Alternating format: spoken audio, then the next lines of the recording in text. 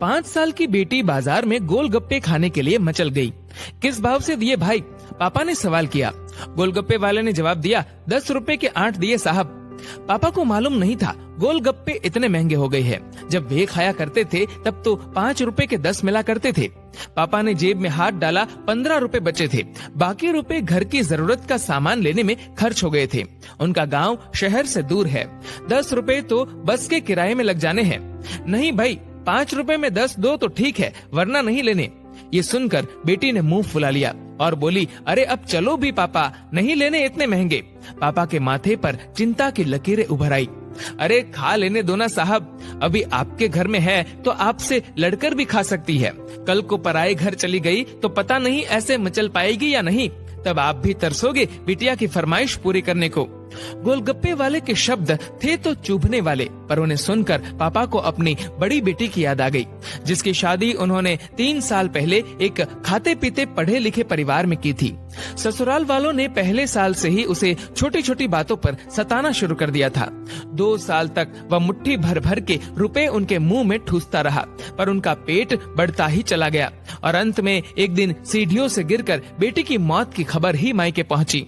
आज वह छटपटाता है कि उसकी वह बेटी फिर से उसके पास लौट आए और वह चुन चुन कर उसकी सारी अधूरी इच्छाएं पूरी कर दे, पर वह अच्छी तरह जानता है कि अब ये संभव नहीं है। दे दूं क्या बाबूजी? गोलगप्पे वाले की आवाज से पापा की तंद्रा टूटी। गोलगप्पे वाले से बोले, रुको भाई 2 मिनट। पास ही में किराने की दुकान थी जहां से उन्होंने घर के लिए जरूरत का सामान खरीदा था। वे तुरंत उस दुकान पर गए और खरीदी गई 5 किलो चीनी में से 1 किलो चीनी वापस की तो 40 रुपए जेब में बढ़ गए। फिर ठेले पर आकर पापा ने डबडबाई आंखें पोंछते हुए कहा, अब खिला दे भाई। हाँ, तीखा जरा कम डालना, मेरी बिटिया बहुत नाजुक है। ये सुनकर 5 वर्ष की गुड़िया जैसी बेटी की आंखों में चमक आ गई और उसने पापा का हाथ कसकर पकड़ लिया। जब तक बेटी हमारे घर है उसकी हर इच्छा जरूर पूरी करे, कोशिश करे उसे हर संभव खुशी देने की। क्या पता शादी के बाद उसकी कोई इच्छा पूरी हो पाए या ना हो पाए।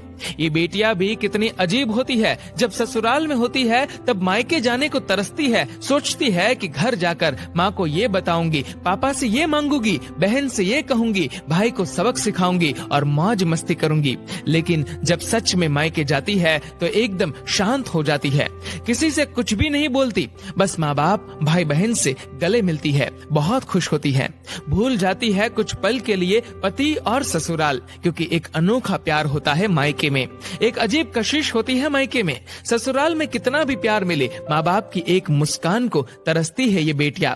ससुराल में कितना भी रोए पर मायके में एक भी आंसू नहीं बहाती ये बेटियां, क्योंकि बेटियों का एक भी आंसू माँ बाप भाई बहन को हिला देता है, रुला देता है।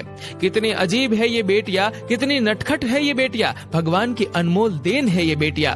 हो सके तो बेटियों को बहुत प्यार दे, उन्हें कभी भी न रुलाए, क्योंकि ये अनमोल बेटी 2 परिवार जोड़ती है, 2 रिश्तों को साथ लाती है अपने प्यार और मुस्कान से। ईश्वर से प्रार्थना यही है कि सभी बेटियां खुश रहे हमेशा, भले ही वो मायके में हो या ससुराल में। खुशकिस्मत है वो लोग जो बेटी के बाप है, उन्हें भरपूर प्यार दे, दुलार करे, और यही व्यवहार अपनी पत्नी के साथ भी करे, क्योंकि वो भी किसी की बेटी है जो अपने माँ बाप का घर छोड़कर आपके साथ पूरी जिंदगी बिताने आई है। उसके पिता की सारी उम्मीदें सिर्फ और सिर्फ आपसे है। दोस्तों, इस वीडियो को लेकर आपकी क्या राय है नीचे कमेंट करके जरूर बताएगा, और अगर आपको ये वीडियो अच्छा लगा हो तो इस वीडियो को लाइक करेगा, शेयर करेगा ज्यादा से ज्यादा लोगों तक, और ऐसे ही और भी इंस्पिरेशनल वीडियोस के लिए सब्सक्राइब करें हमारे यूट्यूब चैनल को और फेसबुक पर फॉलो करें हमारे पेज को। धन्यवाद। डाउनलोड मौज।